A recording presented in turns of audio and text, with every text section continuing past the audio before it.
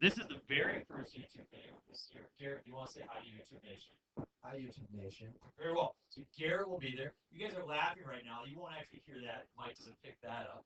Jada, you want to say something? No. Oh, Jada's afraid of the microphone. Okay, that's all right. Nobody really watches these videos that much except for you guys. But I do have a few that have kind of gotten a lot of followings because they kind of seem to grasp what people want to know. I've had 12,000 views for one video. Okay, here we go. We are at algebraic review, pre-calculus, college algebra, whatever you want to call it. Let's do some algebraic expressions. Example 1a. How do I do that problem? It says to add. How do I add? Add what? Combine like terms. Thank you. 3x squared, 5x squared makes 8x squared. I have the 2x and the negative 10x, which makes negative 8x. And then the negative 5 and the negative 9, which makes negative 14. I'm going to move from, instead of B, I'm going to move down to C. How is C different? It is subtraction, and I have to distribute. Yep, exactly. So I take that 3 times all the way through to each term. So I have negative 6x squared plus 3x minus 9. What do I now distribute? Negative 4. So I'm going to distribute that negative 4 through. I get negative 16x squared. I get a positive 20x and a minus 4. At this point, you can combine like terms. Sometimes people like to cross them out so they don't reuse them. So negative 6 and negative 16 make negative 22. 3x and 20x make 23x. And negative 9 and negative 4 make negative 13. Piece of cake upside down. I want you to quickly do problems B, E, and F. B, E, and F. Go. Okay, there are problems B, E, and F. Are there any questions on B, E, or F? Please identify what mistake would people make on problem E. What would be normal for people to do?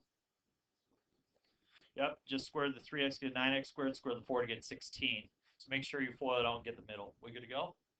All right, let's look at D. A little bit more complex. What are we going to do? Where are we going to start? Any thoughts? How do we approach this type of problem? Distribute. Very good. How? How do I take x to the 3 halves times 2 roots of x?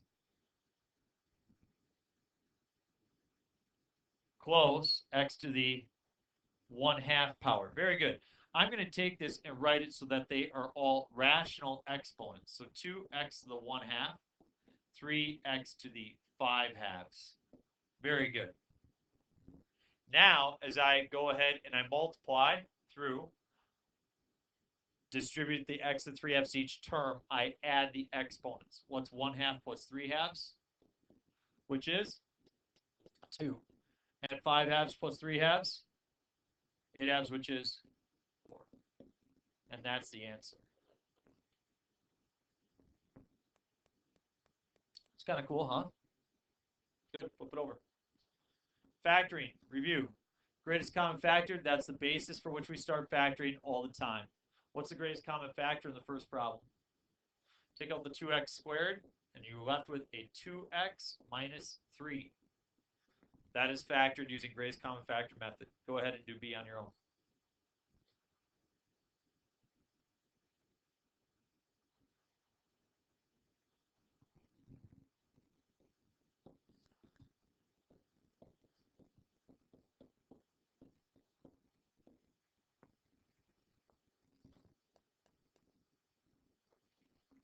Check your answer when you're done. Any questions on B? What's the mistake people would make there? Yep, they would forget the 1. They would just put a 0 or just leave it empty entirely. Good job. Yeah, no, you guys, this is good. Like these, we all got to talk. We all, especially if you're moving too quickly, we make these mistakes. So good job. Okay, trinomial with the lead coefficient of a equals 1. That means that we have 1x squared in both situations here. So this is a 1x squared. These do factor to 2 binomials. We have x times x, and then 2 numbers that multiply to negative 33 that add to negative 8. Negative 11, positive 3. If I wrote it as x plus 3 times x minus 11, is that the same thing? Why? Because multiplication has a certain property. Starts with a C. Commutative. Very good. Very good. Commencement. That's what's going to happen when you graduate. All right. It's okay. Oh, okay. A little bio. Yep. Sometimes we overlap subject areas. That's okay. All right. So you can switch them like that. Could I write it like this? X plus 11 and x minus 3? No, that's definitely different. Okay. Try D on your own. Go.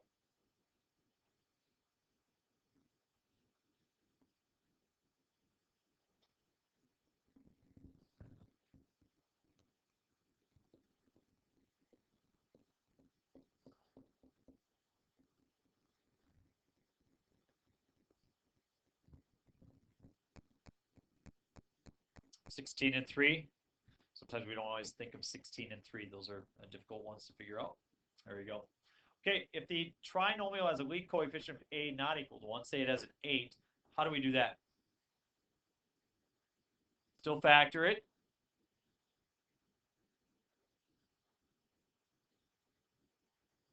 Really two methods. We call first one guess and check, which is the most popular.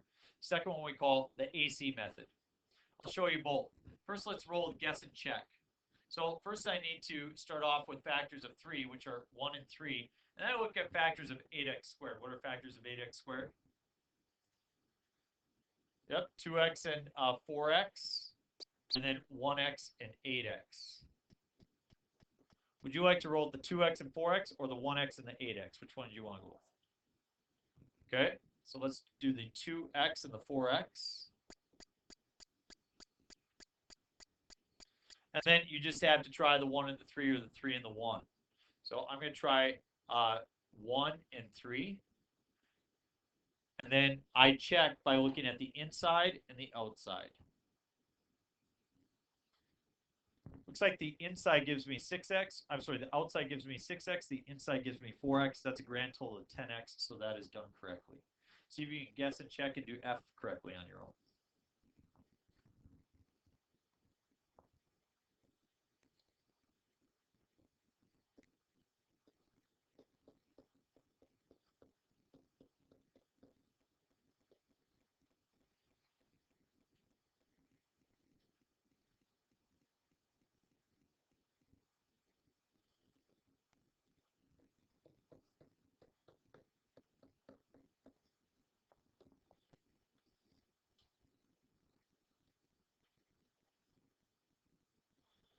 Okay, should have 2x, an x, plus 4, and a minus 1. Is that what you got?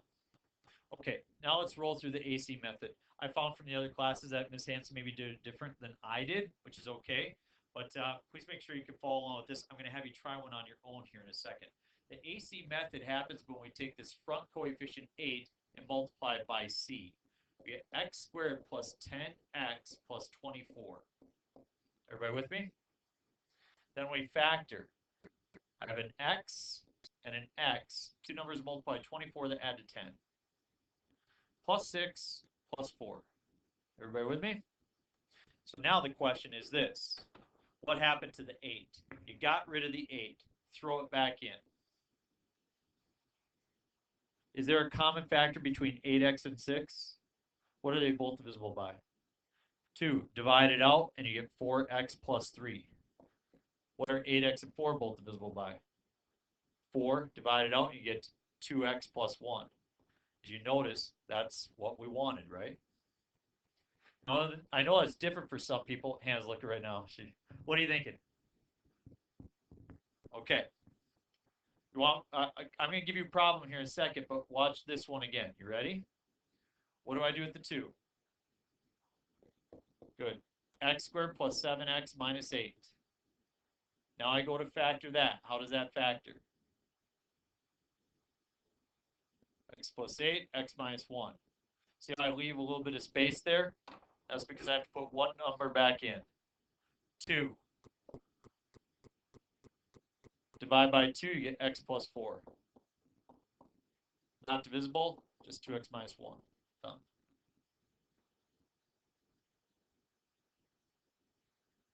You try one on your own. You try. Let's see here. Been teaching too much today. Kind of running out of. Here we go. You try this guy right here. 6x squared plus 11x plus 3. Try the AC method, see how it works.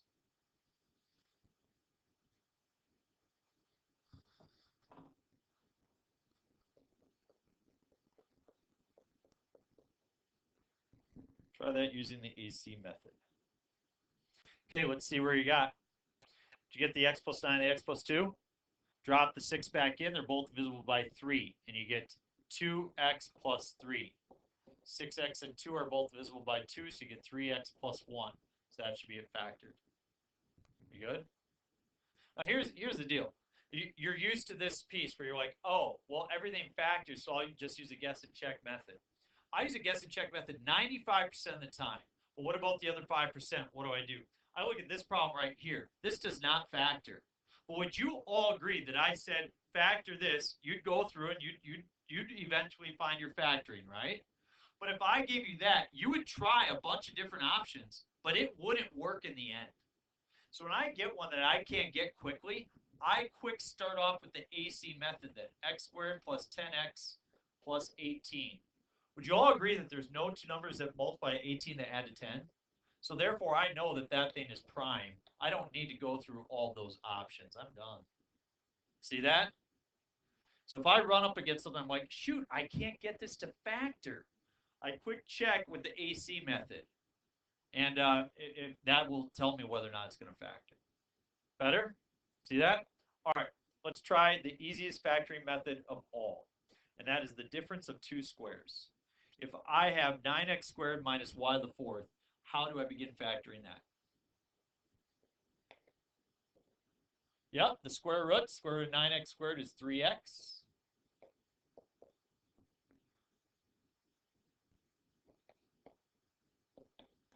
Yeah, exactly. Y squared, and I go plus and minus. Difference two squares is a wonderful, wonderful factoring option. Try H on your own. Go.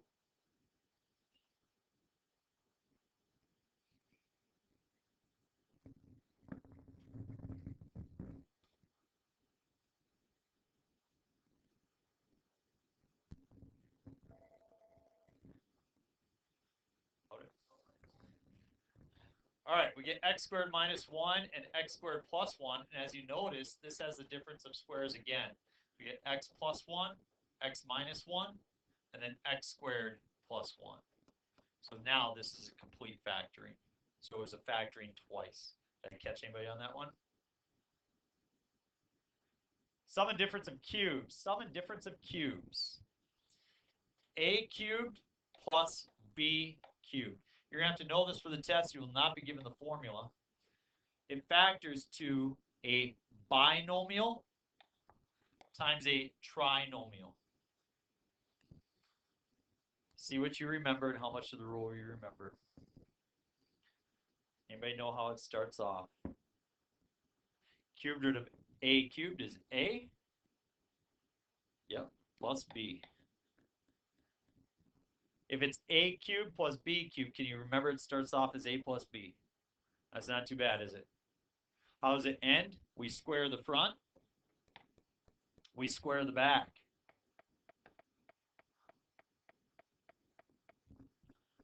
Multiply the two together for the middle.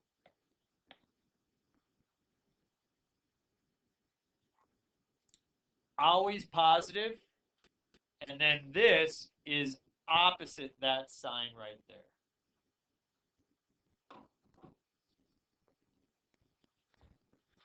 So let's look at how it would be different if it was subtraction.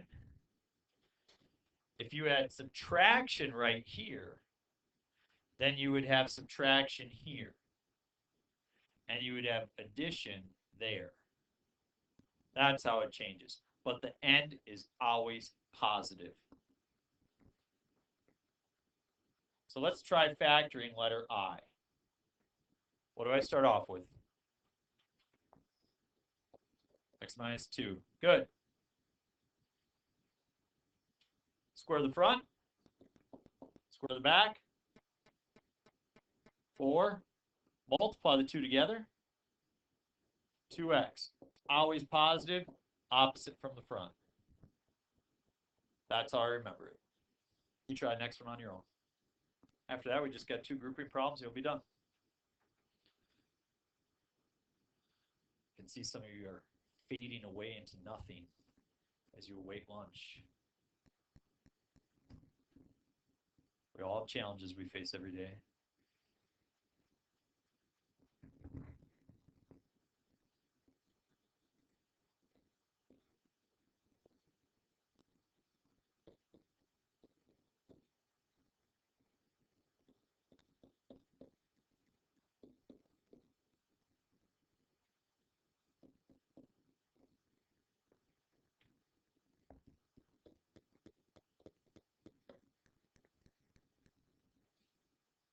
Check it when you're done. Good with the cubes? Nice job. All right, last part. Grouping.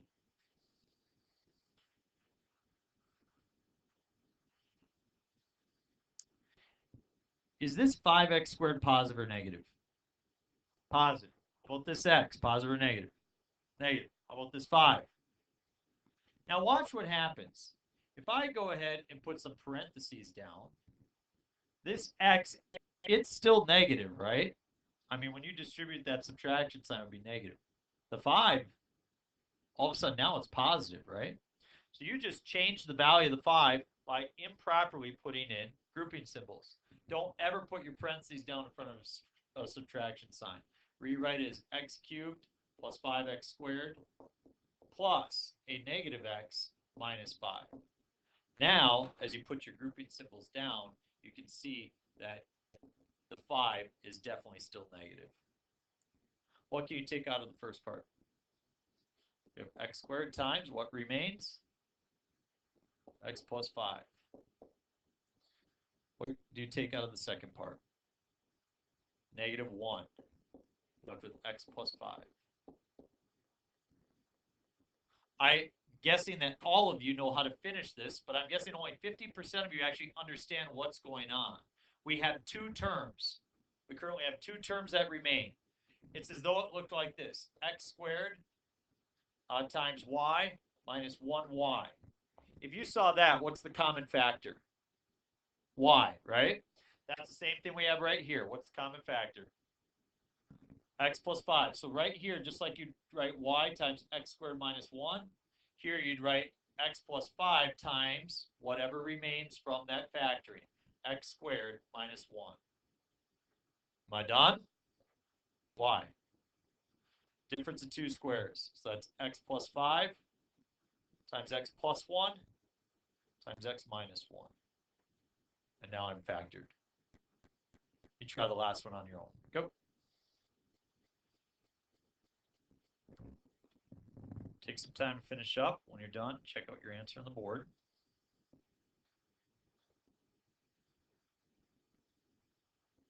Did anybody start by not taking out the x right away?